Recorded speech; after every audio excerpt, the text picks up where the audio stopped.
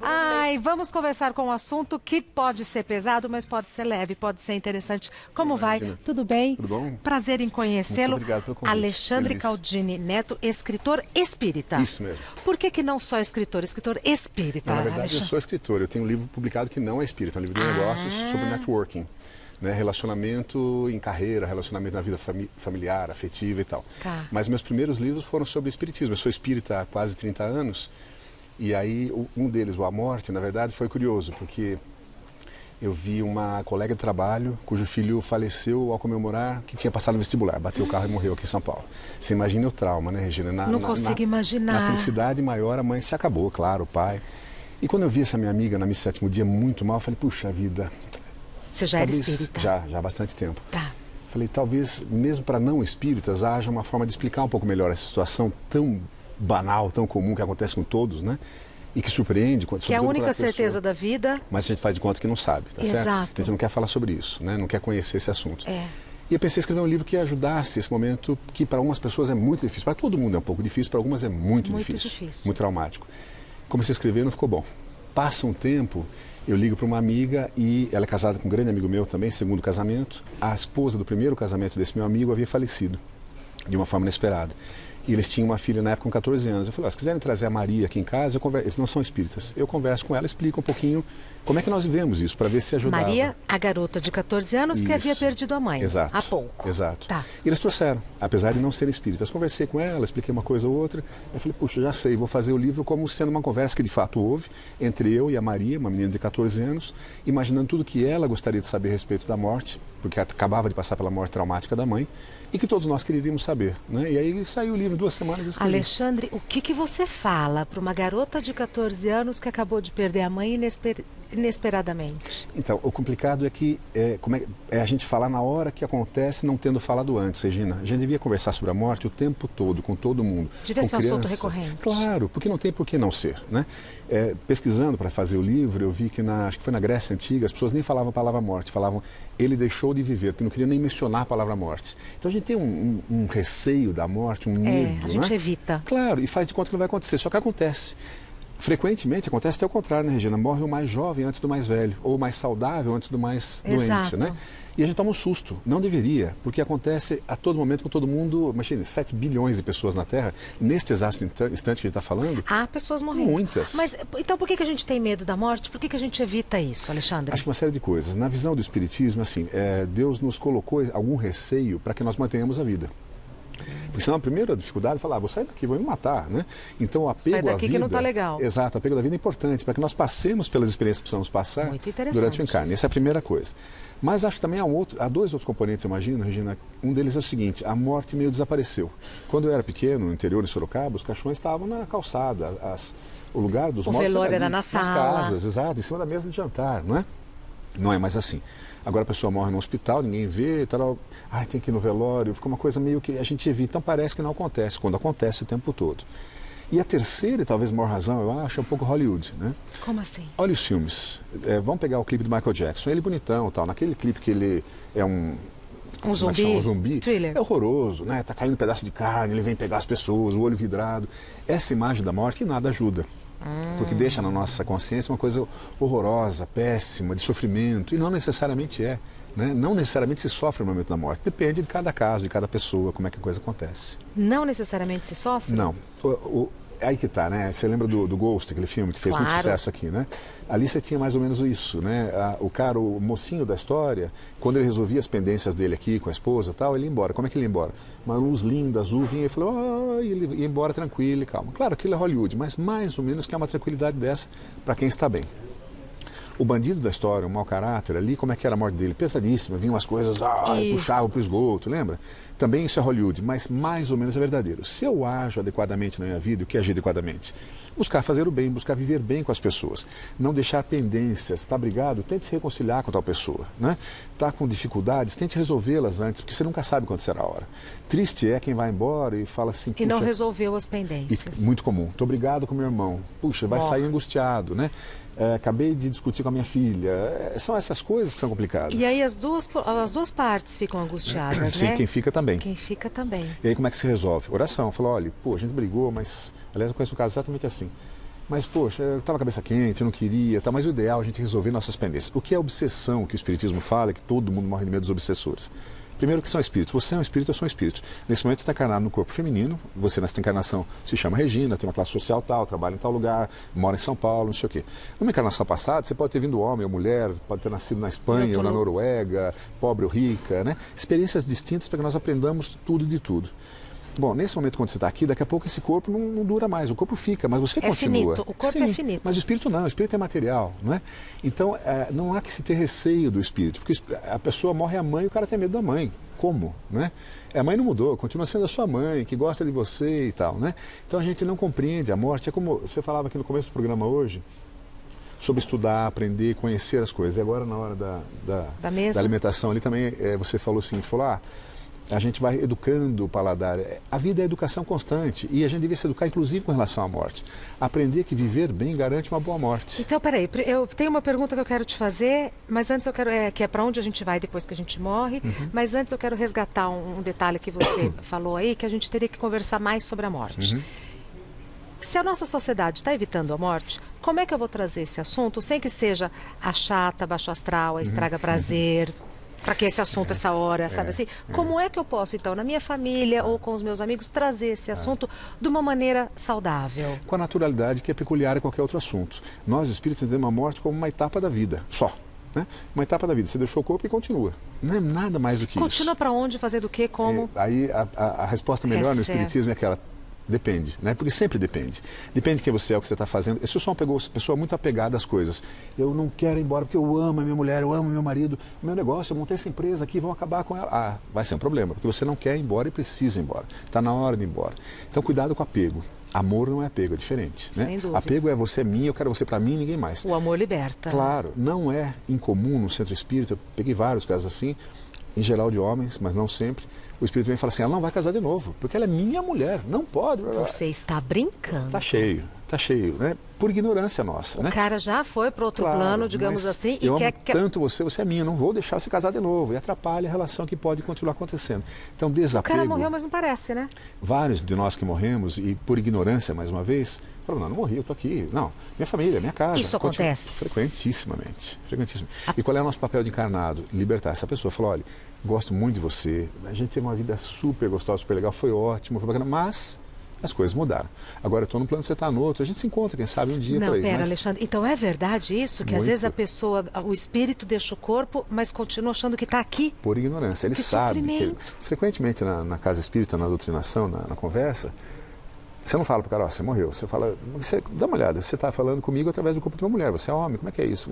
Aí o cara começa a pensar tal, ele sabe que ele morreu, mas não quer admitir porque é muito doloroso deixar tudo, né? Então, mais uma vez, é a ignorância. Quanto mais esclarecidos nós formos com relação a tudo, mais tranquila será a nossa morte, porque você está pronto para isso. Então eu devo rezar para quem já se foi, para que essa pessoa siga o caminho dela, não ficar chorando. Exatamente. Tristeza é comum, saudade é comum. Ah, mas então quem é espírita não sofre com a morte de alguém querido? Claro que sofre, todos sofremos, porque a ausência, de repente, estava aqui e não está mais. Né? Esse vácuo da ausência é muito difícil.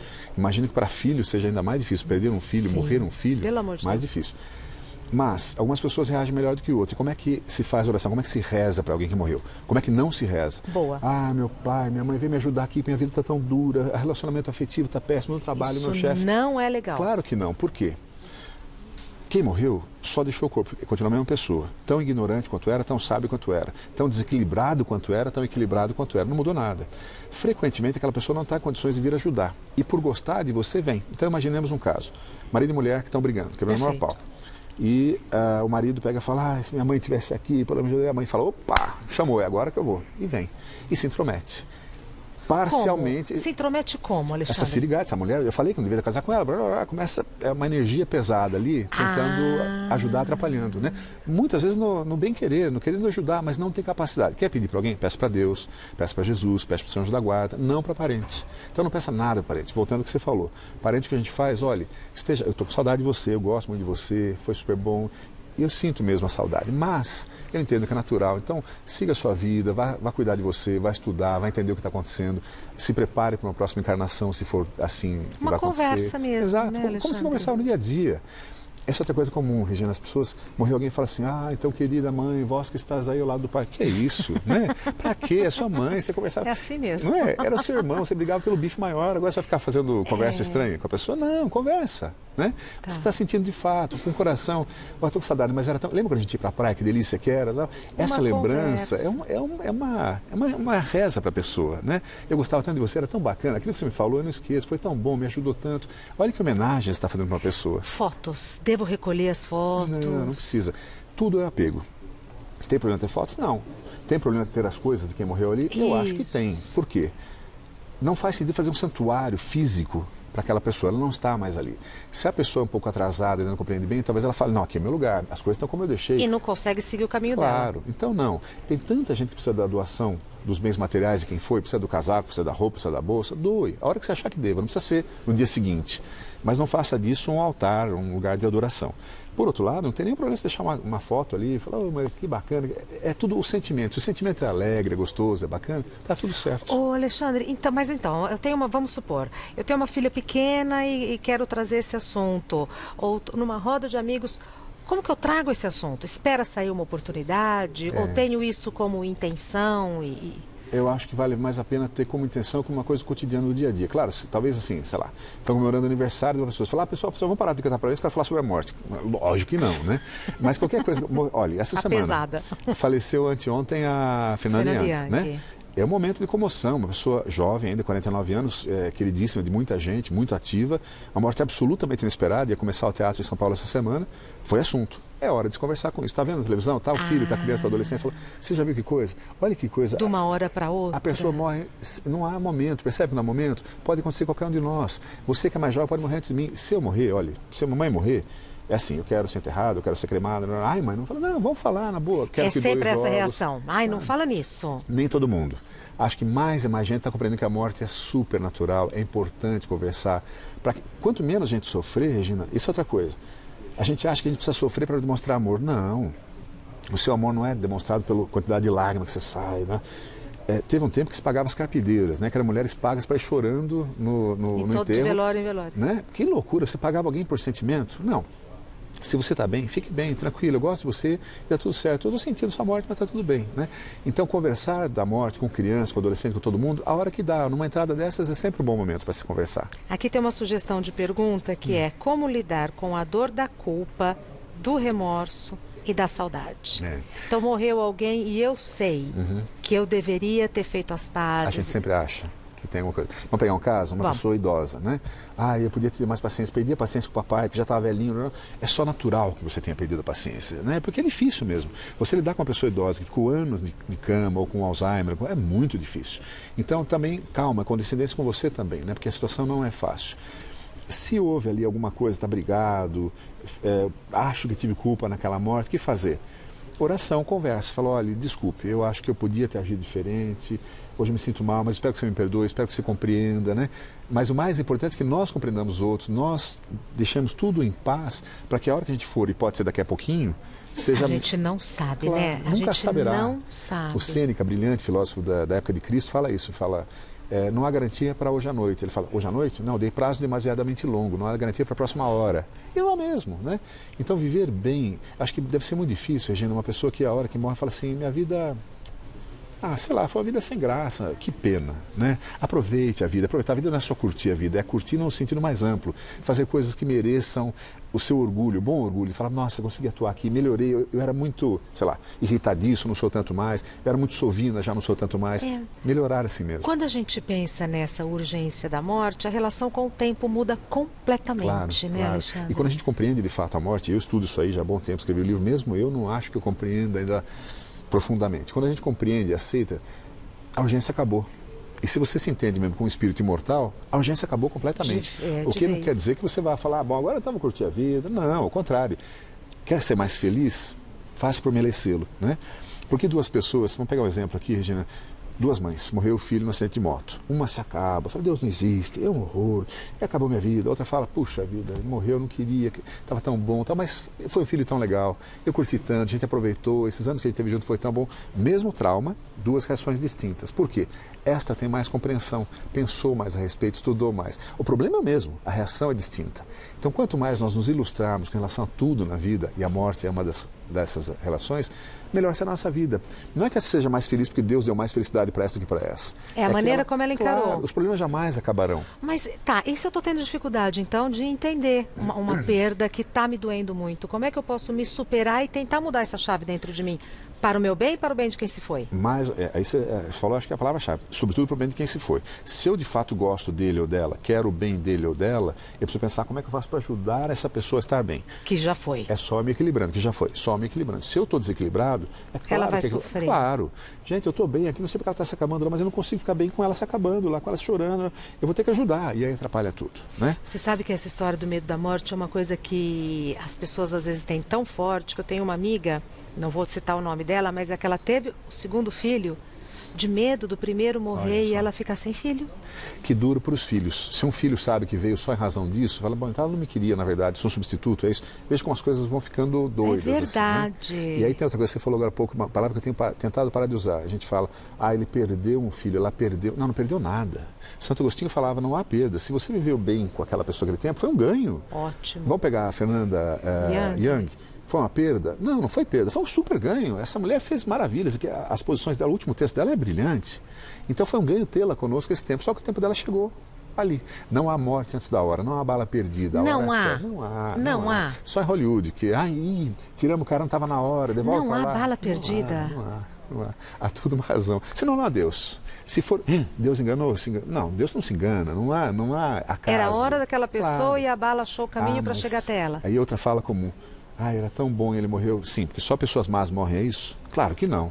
Pessoas boas também morrem. Aliás, na verdade, a pessoa boa talvez possa morrer antes, porque ela não precisa continuar aqui, que é um lugar pesado, complicado, cheio de dificuldades, mazelas. A gente vem aqui para se purificar, segundo o Espiritismo? Vem para, eu não sei se usaria a palavra purificar, vem para progredir, né? Em quê?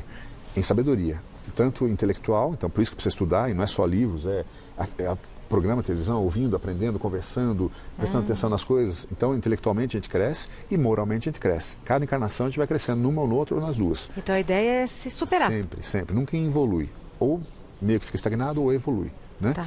Então, para isso que a gente vem. Por isso que há as dificuldades. Os problemas, na verdade, eu nunca entendia muito isso quando comecei no Espiritismo. Eu falava, esses caras são tudo loucos no Espiritismo. Sofrer é bom? Como que sofrer é bom? Claro que sofrer não é bom. Não é bom. E não precisa sofrer. Agora, vem uma dificuldade para que você use a inteligência e fale, peraí, isso aqui está ruim. Como é que eu faço para... já sei, vou por aqui, vou por ali. Mudar o caminho. Claro. Então, o problema, que nunca acabará, é só um incentivo para você achar caminhos e ir crescendo em compreensão das coisas. Estou batendo em todo mundo, está ficando muito ruim. Deixa eu parar de bater, deixa eu ser mais amistoso. A vida melhorou. Estou bebendo demais, estou me acabando, deixa eu parar de beber. A vida melhorou. Claro, lógico, estou comendo demais. Claro que é ruim. Então a gente vai aprendendo por acerto e erro e vai se melhorando ao longo do tempo. Vou colocar isso em prática na minha vida, eu não vou mais falar perder. Não é? Perder um filho, isso, perder não. o marido, perder a mãe. É que a gente não fala morreu. Uma amiga minha cuja filha morreu, ela falou, mas como é que eu falo? Fala que você tem duas filhas, uma das quais já morreu. É isso mesmo, não perdeu nada, ganhou.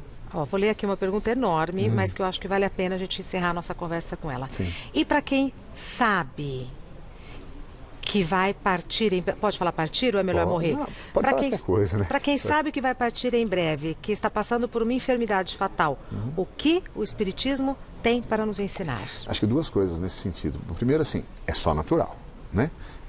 Todos nós morreremos de novo, como já morreu um monte de vezes, está tudo bem. Então, compreender isso, arrumar a casa antes de ir, falar, bom, deixa eu me resolver, estou obrigado com fulano, deixa eu falar para tal pessoa que eu gosto muito dele ou dela. Se dedicar a dar uma arrumada, ficar tudo mais em paz possível. Olha, aquela casa, eu quero que vocês dividam entre você, né? Se tivesse desprendimento, o Espiritismo fala que a única coisa que vale a pena é a caridade. Fora da caridade, não há salvação. Não precisa ser espírita, mas é bom ser caridoso. A maior caridade é você doar órgãos. Para que você vai levar córnea? Eu sou doadora. Eu também, medula, órgãos, sangue. Eu não perco a chance de que falar beleza, isso, parabéns. que eu sou doadora. Parabéns, Bárbara, você não vai precisar de novo, você não vai usar esse corpo novamente. Tá tudo aqui para ser doado. Mesma coisa eu. Então, assim, doe sangue durante a vida, doe os órgãos se você topar, tal. Então, faça o bem, prepare o ambiente, porque as pessoas não sofram, por favor, não sofram por mim, eu vivi uma vida legal, tá bacana, tá gostoso. A doença aconteceu como acontece para todo mundo alguma coisa em algum momento. Então, deixe as pessoas tranquilas. E prepare-se para a hora que, entre aspas, acordar num outro ambiente, fala, puxa, então é aqui, agora a vida continua aqui. Fui. Vai, Fui. Agora, se a gente levar em consideração que a qualquer momento a morte pode chegar para qualquer pessoa, não é só porque a pessoa está enferma com uma doença fatal que ela vai antes de mim. Claro. Um acidente, um assassinato. Um mal súbito. Mal súbito. De novo, Fernanda com a asma. Seja o que for. Qualquer momento, caiu, bateu a cabeça, não se sabe, caiu um prédio em cima de você. Tudo pode acontecer. Tudo pode acontecer. Né? Um choque elétrico, um raio. Agora, você usou uma imagem aí. É assim? Quer dizer, você acha que é assim? Depois da morte a gente acorda num outro lugar? Tem esse despertar no outro lugar? Sim, mas mais uma vez depende, né? Tem gente que fica dias, preso semanas, aqui. meses, não, até assim, o cara tá morto, ficou parado, fica o tempo que quiser, você tem livre-arbítrio, né? Alguns negam, não quero, e sempre tem gente para apoiá-lo, sempre tem gente para falar, calma, tá tudo bem, venha, é assim, você vai reencontrar pessoas que você ama. Mas vou reencontrar minha avó? Não necessariamente, talvez sua avó já tenha reencarnado, talvez ela esteja num plano diferente do que você está aqui, ela é muito evoluída, se é pouco evoluída, você não consegue acessar. Então tem uma série de variáveis. Olha só, agora aí. Que eu me dei conta, na minha fantasia eu ia encontrar todo mundo. Todo mundo acha, todo mundo fica acha? esperando. Bom, sou só eu. Não, esses caras têm mais o que fazer. Você vai encontrar um monte de gente que você adora. Evolução deles. Como todo mundo. Agora, vai encontrar um monte de gente que você nem imagina, que você conhece de outras encarnações, talvez um cara que você foi namorado na Idade Média, ou foi mãe, ou foi filho. Vai encontrar essas pessoas. A família é muito mais ampla que apenas o laço sanguíneo. Você tem curiosidade com relação à morte? Não sei se curiosidade, eu acho que nunca tive um receiaço assim. Eu também não tenho medo da morte. Não é. Acho que na verdade as pessoas não têm receio da morte, elas têm receio de sofrer na hora da morte. O que não precisa. Se a gente conseguir lidar direitinho, não sofreremos, não tem porquê. Outra coisa rapidamente, só antes de encerrar. Por favor. Lembro, recentemente, vi 2 vezes na TV, acho que está mudando, as pessoas estão conseguindo compreender um pouco melhor a morte em assassinato. Vi outro dia uma senhora idosa que foi assassinada aqui em São Paulo, num assalto na casa dela. Achei linda a fala do filho que falou, olha, a gente está naturalmente chocado e tal, mas a gente não odeia o cara que matou, a gente compreende que é um problema, é uma pessoa incapaz, necessitada, e a gente não odeia ele. E gostamos muito dela e tal. Olha que maravilha quando a gente compreender essas coisas e parar de odiar, parar de culpar, odiar. Tudo tem caminho, tudo tem um porquê, tudo tem um futuro, né? Quanto mais nós compreendemos isso, mais tranquila será a nossa vida. Já encarnados e depois de encarnados. A vida tem o seu curso, né? E é lindo, a vida tem o seu curso, é lindo. Esses são seus 2 livros? São os 2, A Morte e a Vida na Visão do Espiritismo. Tá de costa para mim, qual que é a morte?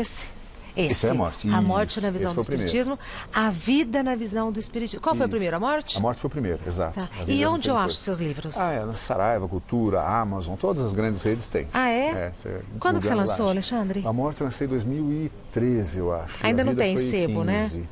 Tem. Porque sebo é sempre mais barato. Prateleira, não sei o que, como chama, prateleira... Estante virtual. Estante virtual, exatamente. Isso, lá tem. Estante virtual é ótimo, Tem na Amazon, acho que tem usado também. Tem digital, tem tudo. Mas quem quer comprá-lo novinho, os 2 estão disponíveis nas livrarias. Sim, Deficiente Visual, A Morte eu já gravei. Tem também, então, audiobook. Vou gravar a vida depois. Você mesmo gravou? Eu quis gravar, porque é mais gostoso. Você conhece o que está falando. Tem uma voz gostosa. Foi bacana. Estava gripado, mas deu certo. Quanto tempo que você ficou gravando?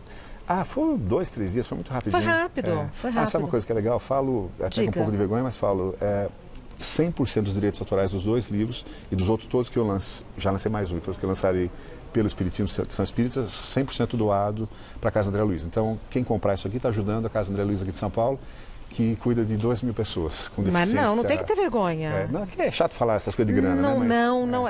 Eu acho que assim como a gente tem receio de falar da morte, a gente tem receio de falar de dinheiro. Que o Espiritismo é uma coisa muito assim. O Chico era isso, né?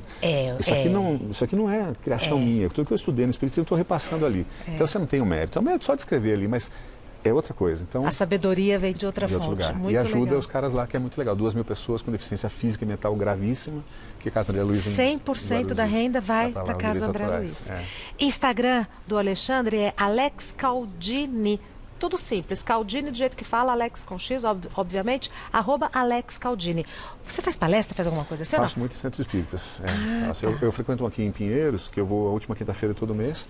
Mas, eventualmente, volta e me convidam, já dei palestra em Boston, Nova York, em Teresina, no Rio. Onde chamar? É muito gostoso. É. E no seu Instagram eu fico sabendo onde você vai dar palestra? Não, eu deveria pôr, você não põe. Hoje eu pus aqui às 11 da manhã, quer dizer, devia pôr antes, então, falta de... Como que eu posso ficar sabendo onde você vai dar palestra? No 22 de setembro, que é em Pinheiros, na Cônigo Eugênio Leite, toda a última quinta-feira do mês. Tá. Este mês eu não vou porque eu já dei palestra lá, mas toda a última quinta-feira do mês.